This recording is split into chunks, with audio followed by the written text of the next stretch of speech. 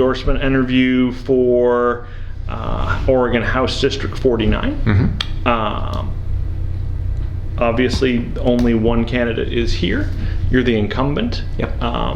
So, I usually have a little speech I give about not giving equal time, but there sure as heck not going to be equal time because there's not equal representation. But we're going to ask you a few questions to get to know you and to see whether we should endorse you. Why don't you start us off by giving us your name, your date of birth, so that we can have that for our, making sure we get your age right, and a little explanation of the district's boundaries and makeup and why it is you want to represent it. Excellent. My name is Zach Hudson. I was born July 11th, 1979, whatever that makes me. And I'm looking forward to, I'm finishing up a second term as the state representative for House District 49 and looking forward to a third. House District 49 is East Multnomah County between the Portland city line and the Sandy River, basically. So the north part of Gresham, Fairview, Wood Village, and Troutdale, including Mount Hood Community College, and down to about Stark or Division, depending on where the line moves. It's a wonderful district and a wonderful constituency. It's the suburbs that go from city on one side to countryside and rural forest and farms on the other. But it has its challenges. East County is definitely the poorest part of the county and really one of the poorest parts of the state, and so a lot of my constituents are grappling with that right now. But I'd love to keep doing the work that I've been doing, representing them, working on good policy, lending my expertise as an educator, and keep doing the work of the people. So tell me a little bit about your first couple of terms. What are you most proud of achieving during your time in office so far? Well, let's see. I have introduced legislation, some of which passed, some of which didn't, but to protect our environment, our air, soil, and water, and wildlife, to increase access to healthcare, make drugs more affordable, prescription drugs more affordable, introduced legislation to protect workers and protect consumers, and stand up for adjunct faculty at our colleges and universities, and so many different things that I've introduced. I think the one that I really liked from this most recent session was a bill that improved benefits for many public servants, mostly first responders, fire, police, medical examiners, attorneys general, state hospital workers, and 911 telecoms operators. And the part that I really brought to that bill was a compromise that allowed the state hospital workers and the 911 operators to get improved benefits that recognized the difficulty of their job and the trauma they were subject to in that job, but didn't add them to the police and fire category in PERS, which is what they originally wanted. State hospital workers told me about how they're subject to physical attack anytime they're on the job, and both the mental and physical results of some of that. And the 911 operators told me about just the emotional stress and trauma of what their job entails. And so I think this bill, as I recall, this bill added them to a higher level of PERS, right? It created a new category in PERS that was not police and fire, but was high risk, high stress, or hazardous work category. How do you respond to critics who say that we can't afford that? We recrunched the numbers and we made it work. Part of what made it work was incorporating it into the new system that PERS is designing. An original plan in 2023 would have ended up in PERS having to stop the new system upgrade that they were doing, create this new category, and then try to continue on with the upgrade. And that turned out not to be workable for financial reasons. And so the 2024 bill said that as part of the total redesign of their system, that this would be incorporated into that.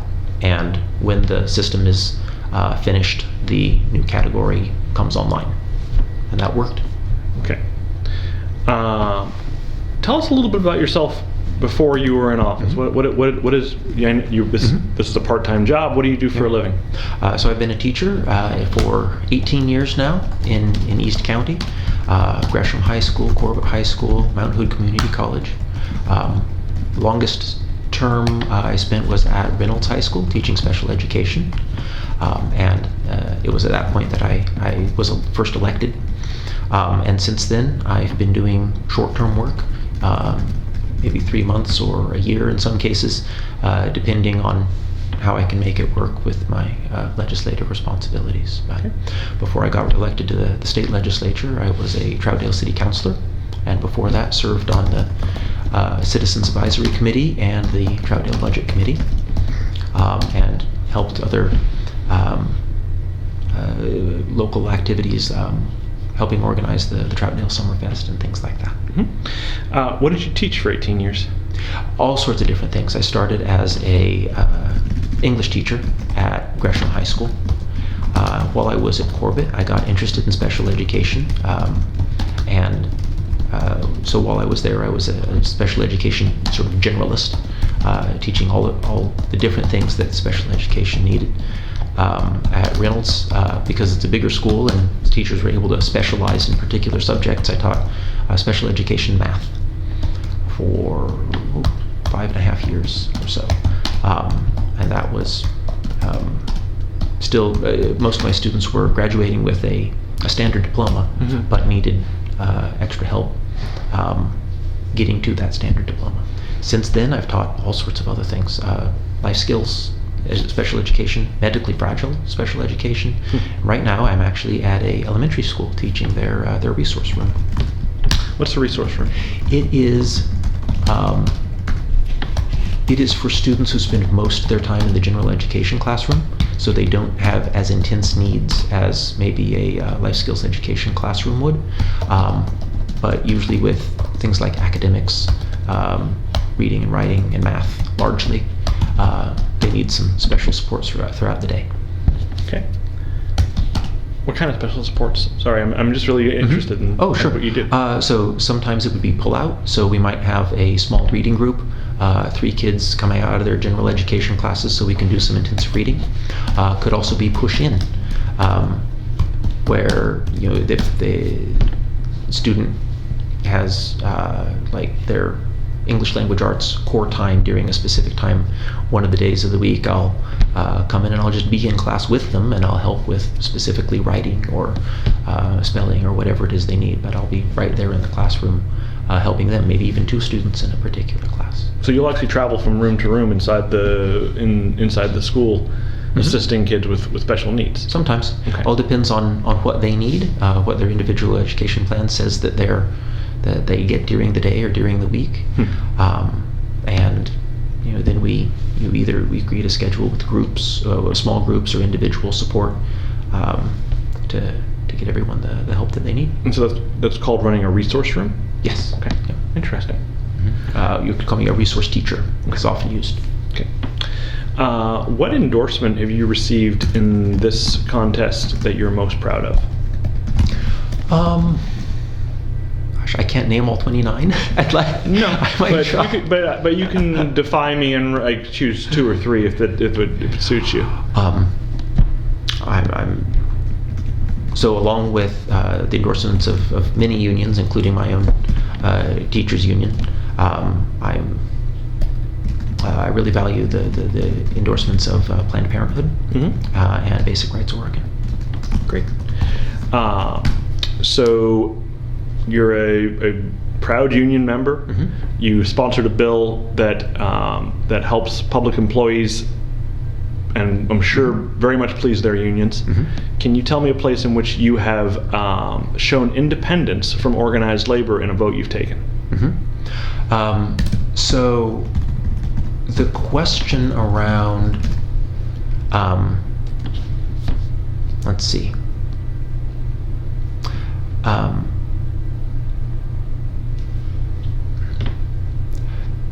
So not all unions agree with each other. That's true. And there were times when I had to choose. And it's not necessarily because their priorities conflicted, but because they disagreed on what the outcome of a particular question, a particular action would be, and whether it would be better in the long run. There was a lot of pressure that mostly fell on Representative Holvey during the 2024 session. Oh yeah. To pass the cannabis workers bill.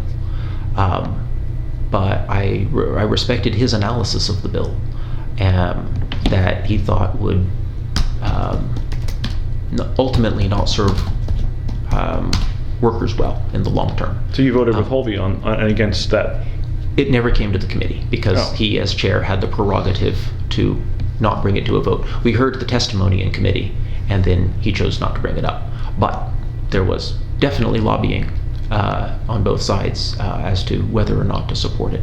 And since then, more information has come out, and that bill is now essentially the same as the measure that's on the ballot coming up that would do essentially the same thing, a labor harmony agreement or a labor peace agreement for cannabis workers.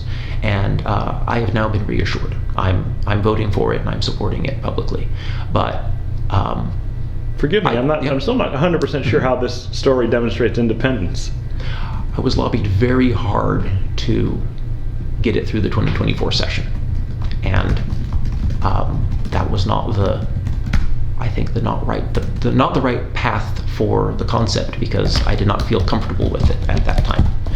In the end, it didn't come down to a vote because, as I said, the chair decided not to move it. But it was a point of disagreement at the time. Got it. Can I indulge my Please, curiosity please. here? Okay, so you bring up access to healthcare.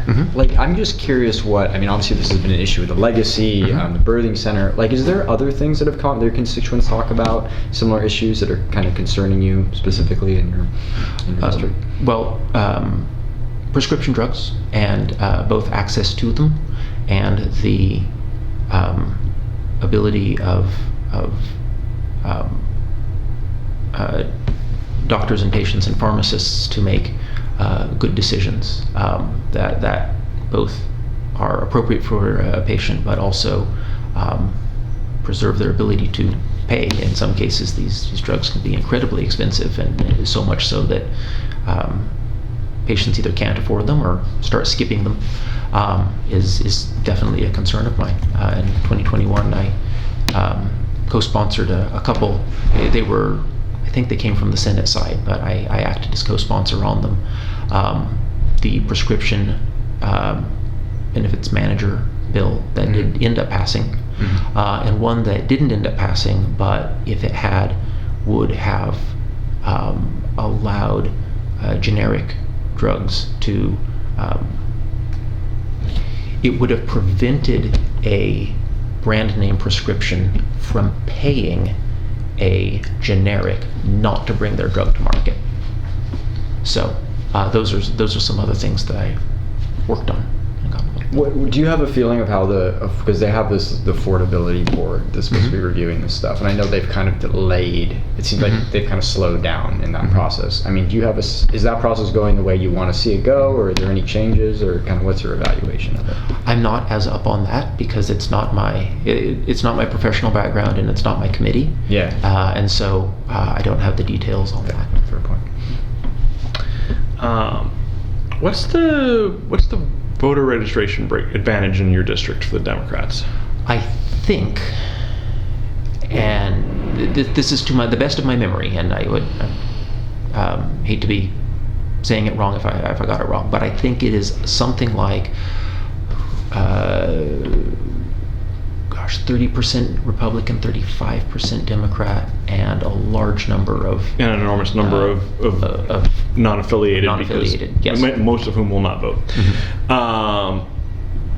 So you got a 5-point, roughly, let's say, 5-point voter registration advantage. That's close. And given that your opponent has not shown up, you've got a free swing. Why are you a better choice for this district? A fairly close district in terms of demographics, or at least in terms of polarity. Why are you the right choice and he's not? Well, I think voters will see that, like any partisan questions aside, I have really worked to engage with my district and listen and then respond. The potential closing of the Legacy Mount Hood Birthing Center, I think, is a great example of this. When the Legacy was planning to close the birthing center because it wasn't making them enough money, I worked with community groups and worked with local leaders and was part of a big, I think, really community pushback that was able to bring this to the attention of the Oregon Health Authority, who was then really scrutinized the plan and was able to come back to Legacy and say, your plan for how this is going to, or how patients are going to be supported throughout this change is simply not adequate, and applicant waiver denied. This is something that everybody in the community needed. Any expectant family and wants access to good health care. Another is the way that I've been able to support. I actually think that's a really interesting answer. Can you give me a little more specificity about what role you played in the waiver denial for Legacy Mount Hood? So largely coordinating. It was really useful to have a state representative who has phone numbers for the OHA and the governor on one side, and then the community members, the nurses union, the community organizations that either having to do with culturally specific organizations or patient-oriented organizations, to be able to be that connection so that their voice gets lifted up and they are able to make their case clear toward the people who ultimately make the decision. We just we couldn't trust that the waiver that Legacy first didn't even realize they were supposed to file, but eventually filed, and the plan that they... Sorry, this happens every so often. Happens in my classroom too. And the plan that they then submitted, if that simply landed on someone's desk at OHA and they read over it and didn't know any background on it, it could be an easy thing to slip through the cracks, and they could stamp it yes and send it on to the next person without really understanding the impacts. But having me being the one meeting with them, I think, was able to amplify the concerns of the community in a way that might not have gotten through otherwise. Amplify it to OHA, you mean? Exactly. Yeah. Do you think there needs to be structural changes at OHA? It seems like it shouldn't be necessary. It's funny you mentioned that. So yeah, this might not have been the exact thing that you're asking, but one of the things we realized during this process is that although the hospital needs to submit a plan saying this is how patient care in general won't be impacted, there is no consideration for any marginalized communities which might be inequitably impacted by a closure such as this. And East County having a high immigrant population, high population of people who speak English as a second language or third or fourth, and also a much lower socioeconomic level, really brought some of those concerns to the fore. So I also introduced a bill that session that would have added an equity analysis to that whole process. It was introduced late in the session because of when this whole thing happened, and so it did not end up making it through committees in time. But the OHA liked it so much they adopted it in rulemaking, and so it is now functionally not a law but a rule that they have incorporated into their process. Do you plan to introduce it again as a law? I don't think it needs it now, but definitely something that needs to be monitored. We haven't seen the last of the impacts to hospital consolidation, and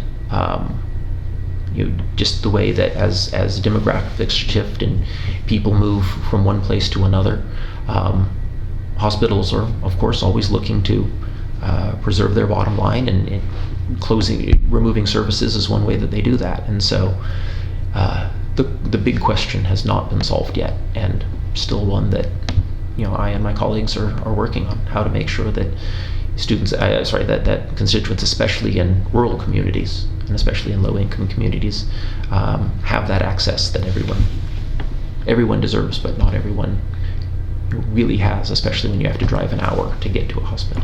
So we were interested enough in the Legacy Mount Hood answer to get distracted from you had a second argument for why people should send you back to Salem, I believe. Oh, right. So the resources that I've been able to bring to my community, very important for the cities and for the constituents who live there.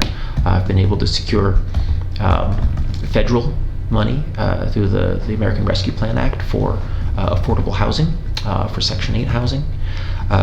Been able to secure state money for increased multifamily housing expansion by helping with the water and sewer and the system development charges, to support our first responders through a new fire training facility that was literally falling apart and wasn't safe to use anymore. And I was able to secure some state money for Cultivate Initiatives, which is a community nonprofit that directly interfaces with our homeless community. And though they're just a little to the west of my district, they serve East County, and I was happy to be the one to champion that budget request that was able to get them a new facility, and to continue their work with workplace training, connections to housing, connections to hygiene and sanitary facilities, and just creating that helping hand that so many formerly homeless residents whom I've spoken to say was the thing that made the difference to them. So you've been in Salem for 2 long sessions and a few special sessions now.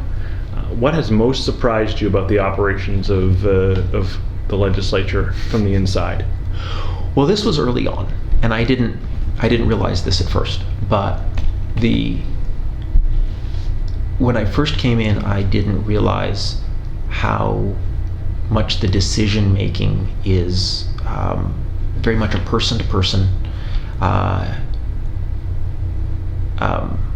process, and that if you have a bill that you want to that you believe in, you can't just show up in committee beforehand and say, hey, here's a great idea. It's a months long, sometimes year and multi-session long process of talking to stakeholders, talking to other representatives, getting community organizations coordinated with each other, reaching across the aisle, talking to the committee chairs and the caucus leadership and the Speaker's office. That's all part of the process, and it's not enough to just show up with great ideas, but you need to be working from the very beginning to gather the support you need. And along the way, frequently, a bill becomes better because you get the stakeholders together and you get the community groups and you get the input from constituents. And by doing that legwork, you end up with compromises where there was contention. You end up with useful additions that you hadn't thought of before. You end up with expert insight that you might not have thought to ask about before. And you get a better process. Great. Anything else?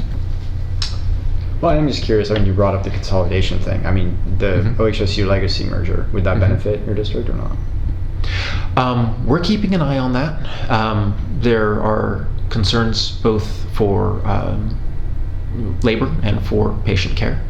And we being my caucus, my colleagues and I, met with OHSU and Legacy for a big meeting on how they wanted to see this merger play out, and how they promised that though